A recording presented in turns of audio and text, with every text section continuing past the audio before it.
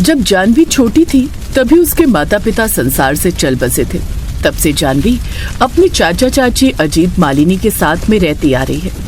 जानवी का जीवन बड़ा ही दुख भरा और जुल्म भरा है। उसकी चाची मालिनी बचपन से ही हर छोटी छोटी बात पर जानवी पर जुल्म सितम करती आ रही है।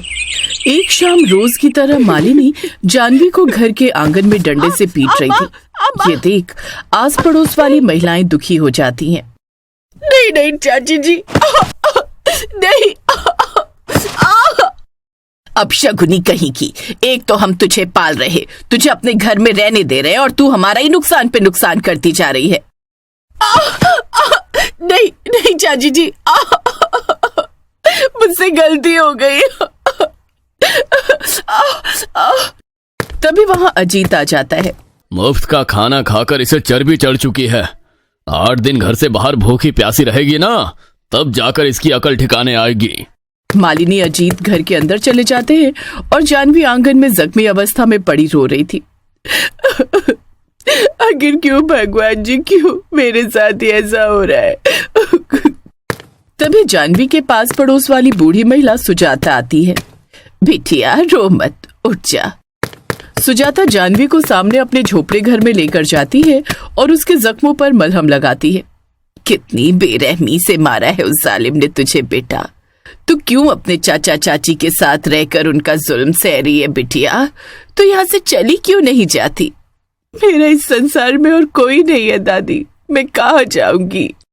बिटिया ये संसार बहुत बड़ा है, कोई ना कोई तो तुझे अपना ही लेगा। तू यहाँ रहकर अपनी ये जवानी ऐसे बर्बाद ना कर। सुजाता जानवी को समझाने लगती है।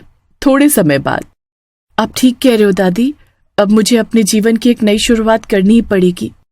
हाँ बिटिया, इस जुल्म भरे जीवन को पीछे छोड़कर जा अपने जीवन की एक नई शुरुआत कर। अपनी चाची के जुल्म से परेशान होकर जानवी हमेशा के लिए वहां से चली जाती है। शाम का समय अजीत मालिनी जानवी को हर जगह तलाश करने लगते हैं। कहाँ चली गई ये लड़की? पता नहीं कहाँ घुसकर बैठी है ये जानवी। सवेरे का समय, इधर जानवी बस में बैठकर पास के शहर में चली जाती है। जानवी बस स्टॉप पर खड़ी थी। उसने फटे पुराने मैले कपड़े पहन रखे थे। अब कहाँ जाऊं मैं, कितनी प्यास लगी है। जानवी सड़क से पैदल चलकर जा रही थी, तभी उसे सामने एक ठेले के पास एक महिला खड़ी दिखाई देती है जो अपने ठेले पर मैगी बेच रही थी। चलो वहां जाकर पानी पीती हूँ। जानवी उस मैगी बेचने वाली महिला उर्मिला के पास जाती है। काकी जी, थोड़ा पानी मिलेगा? उर्मिला जानवी को पानी देती है। तभी उसकी नजर जानवी के शरीर के घाव पर पड़ती है। बिटिया तेरे शरीर पर ये घाव कैसे? तभी जानवी उर्मिला को अपनी सारी दुख भरी दास्तां सुनाती है। बिटिया तेरे दुख सुनकर तो आंखें भर आई हैं, पर अब तू कहाँ जाएगी बिटिया? जहाँ भाग्य ले जाएगा। बिटिया मैं रोज यहाँ ठेले पर मैगी बेचती हूँ। मेरा भी इस संसार में अपना कोई नहीं है।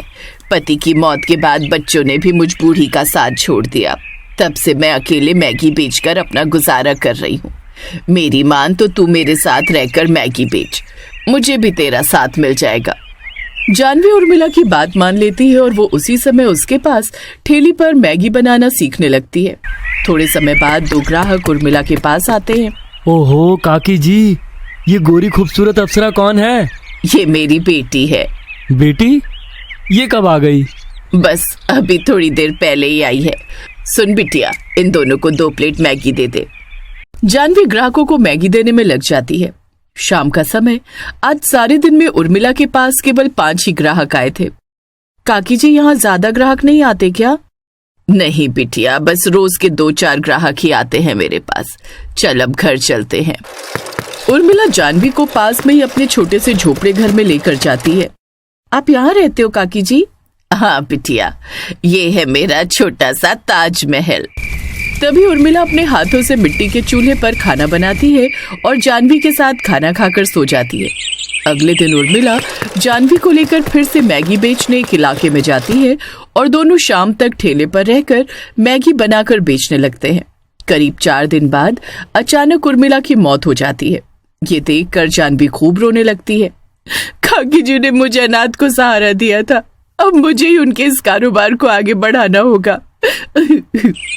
अगले दिन जानवी उर्मिला का ठेला लेकर एक इलाके में जाती है। मैगी तो बनाना सीख गई हूँ, चलो अब फटाफट मैगी बना देती हूँ। जानवी मैगी बनाने लगती है।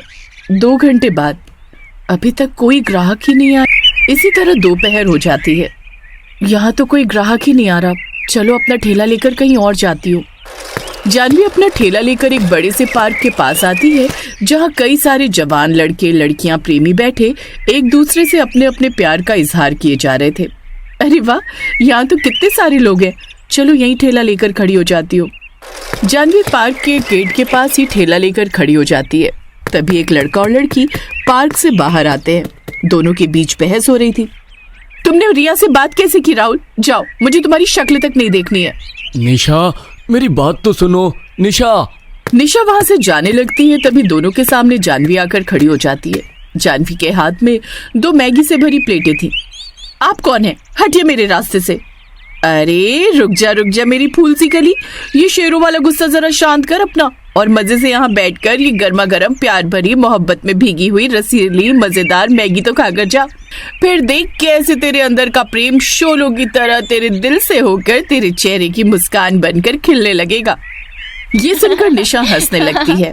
आहा हंसी तो फंसी। अब तुझे मैगी खाए बिना मैं जाने नहीं दूंगी। क्या बात है दीदी, आपका अंदाजा तो बड़ा निराला है। ओए चिकने, ज्यादा मस्का ना लगा मुझे।